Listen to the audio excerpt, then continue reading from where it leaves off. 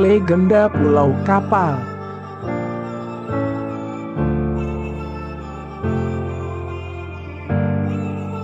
Suatu ketika, dikisahkan tentang sebuah keluarga yang sangat miskin. Mereka tinggal di dekat Sungai Cecuru. Untuk memenuhi kehidupan hidup sehari-hari, keluarga tersebut hanya mengandalkan hasil dari menjual buah-buahan dan dedaunan yang didapatnya dari hutan ke pasar. Keluarga ini memiliki seorang anak bernama Kulup. Kulup sangat rajin membantu orang tuanya dalam mencari nafkah. Mereka terlihat bahagia walaupun menjalani hidup serba kekurangan. Pada suatu hari, ayah Kulup pergi ke hutan untuk mencari rebung yang masih muda. Rebung itu rencananya akan dimakan oleh mereka. Tapi, ketika sedang menebang rebung, ia menemukan sebuah tongkat yang berada di tengah rumpun bambu. Pak Kulup, demikian ia biasa disapa, mengambil tongkat tersebut dan ingin membuangnya. Sebelum niatnya terlaksana, ia memperhatikan tongkat itu dengan teliti. Ia menganggap bahwa tongkat itu bukan tongkat sembarangan. Karena penasaran, ia membersihkan tongkat tersebut. Benar saja, setelah kotoran yang menempel pada tongkat tersebut berhasil dibersihkan, terlihat kilauan intan permata dan batu merah delima yang bertaburan di tongkat tersebut. Siapakah pemilik tongkat ini? Pasti ia merasa kehilangan, pikir Pak Kulup kebingungan. Di tengah kebingungan, Pak Kulup memutuskan untuk membawa pulang tongkat berharga tersebut. Setibanya di rumah, Pak Kulup hanya melihat Kulup yang sedang tertidur karena kelelahan mendorong kereta. Sementara itu, istrinya sedang bekerja di rumah tetangganya. Dengan perasaan yang tidak menentu, Pak Kulup bergegas menyusul istrinya di rumah tetangganya. Setelah menjemput istrinya, dalam perjalanan pulang menuju rumahnya, Pak Kulup menceritakan kejadian yang dialaminya. Mendengar cerita tersebut, sang istri pun merasa terkejut. Bagaimana mungkin ada tongkat sangat berharga berada di dalam hutan belukar? Pikir Ibu Kulup. Tanpa terasa, akhirnya mereka sampai di rumah. Pak Kulup, istrinya, dan Kulup merundingkan benda temuan tersebut. Bagaimana kalau kita simpan saja tongkat ini? Siapa tahu ada orang yang merasa kehilangan dan mencarinya, usul Pak Kulup.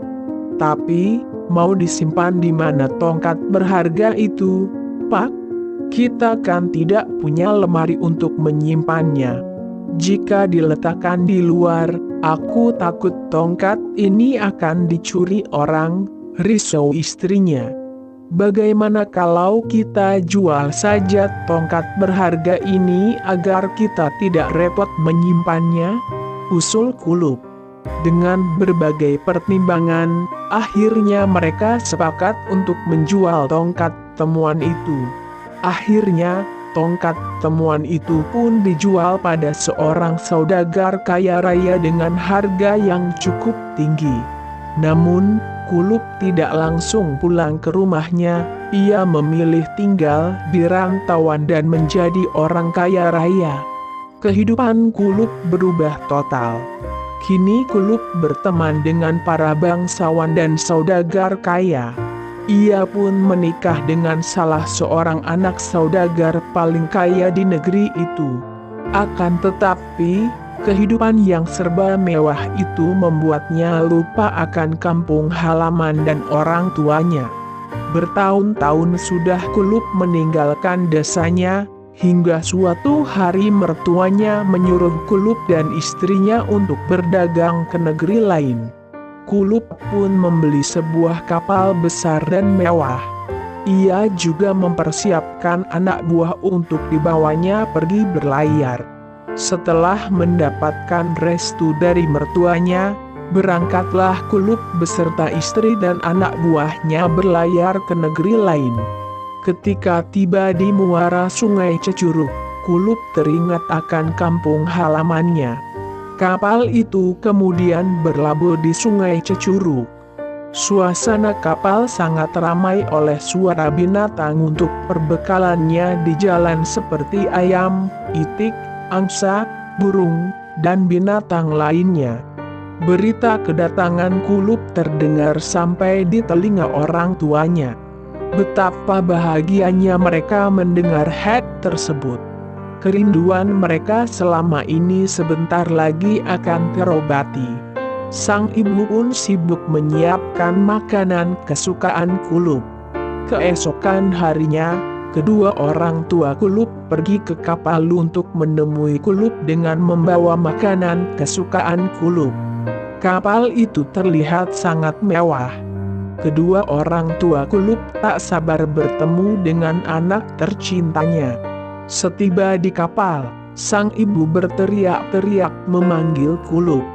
"Kulub anakku, di mana kau?" "Ini ibu, Kulub." Mendengar suara ibunya, Kulub tampak bingung. Ia malu jika sampai orang lain mengetahui bahwa kedua orang tua yang berpakaian kumal dan tampak miskin itu adalah ayah dan ibu kandungnya. "Siapa kalian? Cepat pergi dari kapalku!" teriak si Kulub. "Kami adalah ayah dan ibumu, nak. Apa kau tidak mengenali kami lagi? Ibu juga sudah membawa makanan kesukaanmu," jawab ibu Kulub dengan sedih. "Makanan apa ini? Aku tidak suka dengan makanan kampung seperti ini. Perlu kalian tahu, orang tuaku adalah seorang saudagar kaya. Bukan gembel seperti kalian," ucap Kulub sambil membuang makanan buatan ibunya. Mendengar kata-kata kasar dari mulut anaknya, hancurlah hati kedua orang tua itu. Mereka merasa terhina. Harapan mereka untuk melepas rindu hanya tinggal harapan. Anak yang sangat dicintainya sudah berubah menjadi anak durhaka.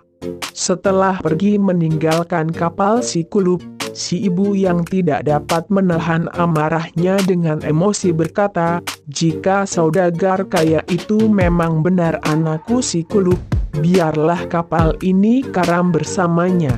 Kedua orang tua Kulub kemudian kembali ke rumah dengan hati terluka. Tidak lama kemudian, setelah kepergian mereka tiba-tiba muncul badai besar dan gelombang laut yang sangat tinggi menerjang kapal si Kulub. Akhirnya, kapal besar itu pun terombang-ambing dan terbalik. Semua penumpang tewas dalam kejadian itu. Beberapa hari kemudian, di tempat karamnya kapal milik si Kulub, muncullah sebuah pulau yang bentuknya menyerupai sebuah kapal.